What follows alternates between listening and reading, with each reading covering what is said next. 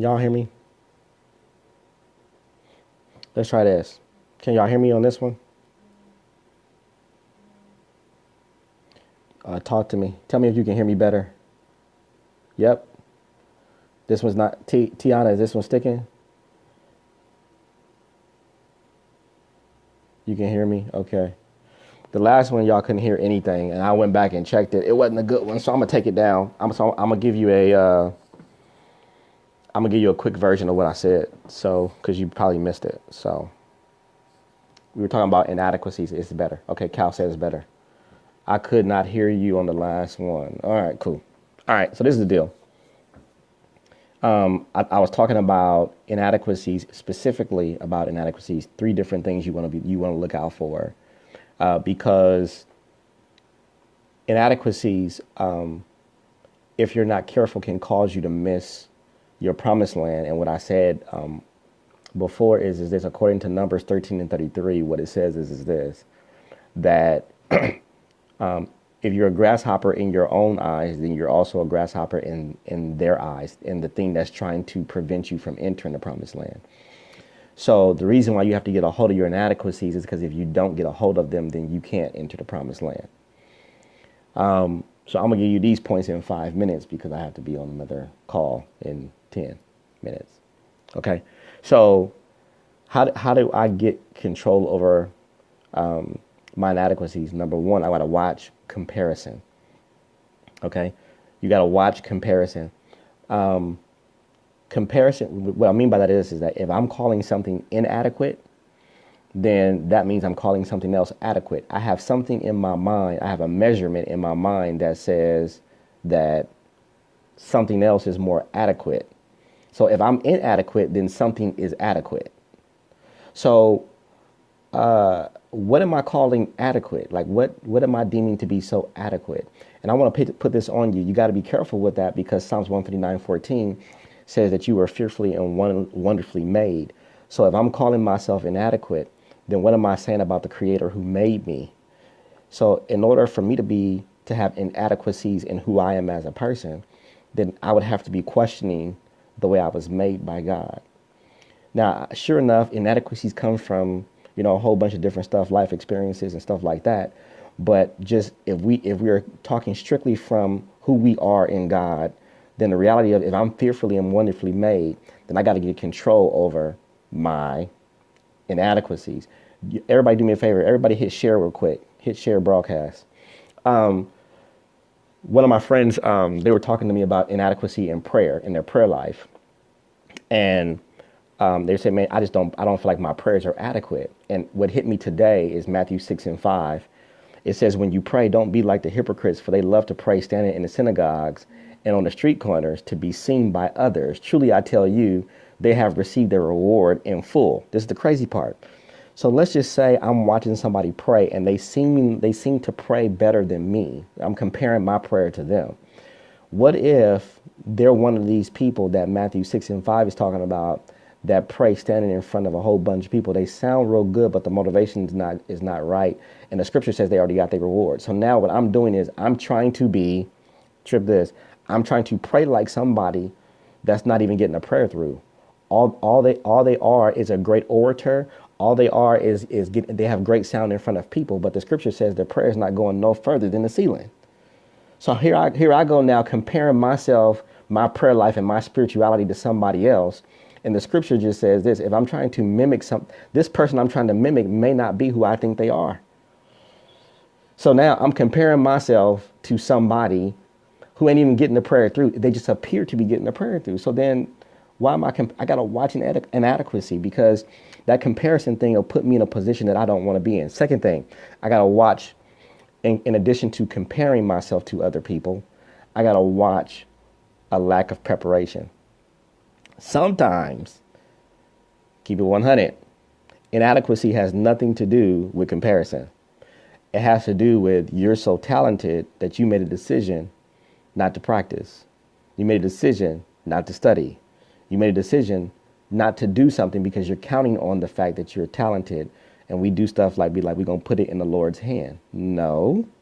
You're using God now to perpetuate your lack of preparation. So if you don't prepare, then you will feel inadequate. I've been there, done that. And when you're a talented person, this is the part where it gets scary. If you're not careful with with that portion of it, with a lack of preparation, you can get so used to not preparing that it becomes a part of your culture, and a lack of preparation now becomes who you are as a person, and you start to live in this inadequacy. Right? You just live in it, and you're so used to just doing that. You just keep doing it over and over again. You just choose not to prepare. So it ain't comparison for you. It's a lack of preparation for some people, just refusing to do what they need to do. You know what I mean? Like, I love Proverbs 6:6-8. It says that the ants, what they do is they store and they work in the summer for the winter. They're preparing they know the winter is coming. They know something is down the road. I love when I'm dealing with musicians, singers, people like that are super talented, that don't really shed the music, that don't really know the music. Like, literally, I watch people live off of their talent and try to figure out how come they never really get to that space. I learned something. We were producing a record with Kevin LeVar, and I was amazed at just the energy that he put into the record. And what I figured out was one of the glitches that I had was this: I was so talented that I didn't need. In my mind, I was so talented, trip this, in my fishbowl, that I didn't realize that it was inadequate in the rest of the world. I hope somebody caught that. You can be adequate in your fishbowl, but inadequate in the world. So your promised land now is a fishbowl as opposed to what God planned for you, which is the world, right? So prepare. Don't you know what I mean? Get up out of that fishbowl, right? Put the work in. Last thing, and I really got to go. I got 4 minutes before this other call. Unwillingness to do the work, right? So they kind of go hand in hand with a lack of preparation, but unwillingness to do the work is more so like, I love people that are trying to make some health changes, and they look at somebody else. Like right now, like honestly, like I got these magazines like Real Talk, Periscope. All these cats got 6-packs, right? And I told the Lord that I want a 6-pack in my future. I'll repeat number one. There's a 6-pack in my future, but when I started studying what some of these guys is doing to get that 6-pack, I'm not sure if I'm willing to do the work to cover that inadequacy of that gut. I wish I had a witness out there. Most people are unwilling to do the work to even get what they. So it's crazy. You see something and you go, man, I know that's supposed to be in my future. But then when you actually analyze the faith steps that it takes to get there, you'd be like, oh no, I'm cool. Like you become, and I said this one time on Tuesday night, you become hypnotized with the idea of doing it. And you just live on that. You live on the idea.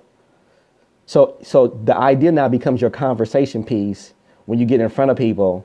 Oh, girl, yeah, I'm going to do this. Or, oh, yeah, we're going to do this. But it never translates into any demonstration. It's the craziest thing. You just spend all your time talking about it. So when we talk about inadequacies, the Lord wants us to process a couple of things. The first one, Melody, comparison. Like making sure I'm not comparing myself to nobody else, right? Lack of preparation, Proverbs 6:6-8, and an unwillingness to do the work. I would say Proverbs 20:4. And what I said on the first Periscope that didn't work, I wanted to end with this. 1 John 4:4.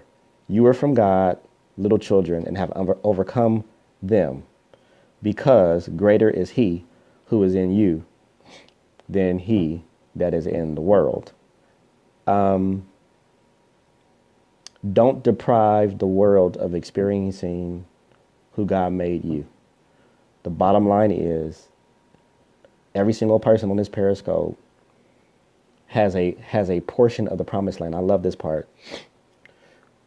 When Joshua entered the promised land, he had a portion.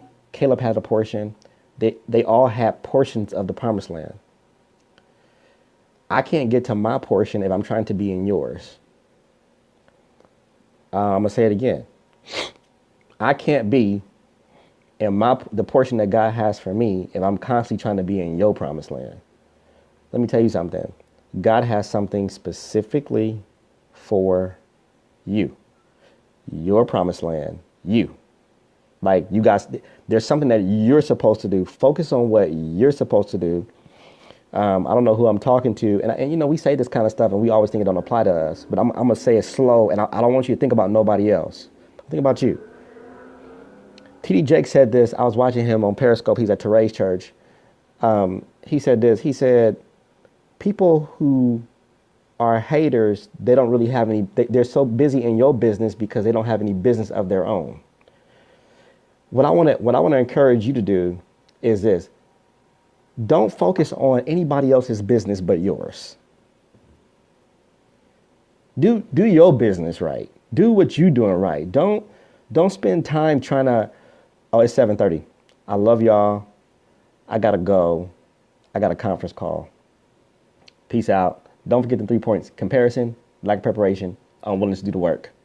Peace.